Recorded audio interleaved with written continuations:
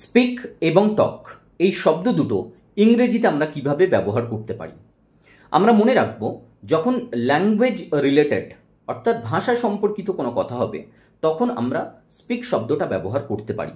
যেমন I can speak, আমি বলতে পারি 3 ল্যাঙ্গুয়েজেস, 3টে ভাষা আমি বলতে পারি। সেরকমভাবে আমি আরেকটা এক্সাম্পল নিচ্ছি যে আই ক্যান স্পিক ইংলিশ, আমি ইংরেজিতে কথা বলতে পারি।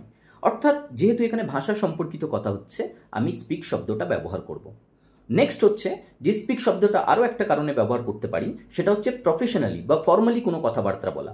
যেমন I will speak at the conference tomorrow, আমি আগামীকাল কনফারেন্সে কথা বলবো। কিভাবে? অবশ্যই ফর্মালি বলবো, এই জন্যই বলছি I will speak at the conference tomorrow. Next হচ্ছে টক। টক শব্দটা মেনলি এটা বোঝায় যে আলোচনা, রাইট?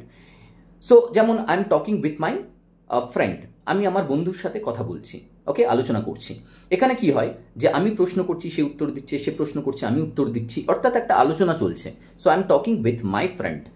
কিছু সময় এরকমটাও হয় যে আমার দিক থেকে যখন কোনো কথা ইনিশিয়েট করব অর্থাৎ বলবো, এরকমটা বিষয় বোঝাতেও টক শব্দটা ব্যবহার করা হয়। যেমন I will talk to my doctor tomorrow, আমি আগামীকাল আমার ডক্টরের সাথে কথা বলবো। এবার সে উত্তর দেবে না দেবে সেটা পরের বিষয়, অ্যাটলিস্ট আমার দিক থেকে কথাটা ইনিশিয়েট করা হবে, বলা হবে। So I will talk to my doctor tomorrow.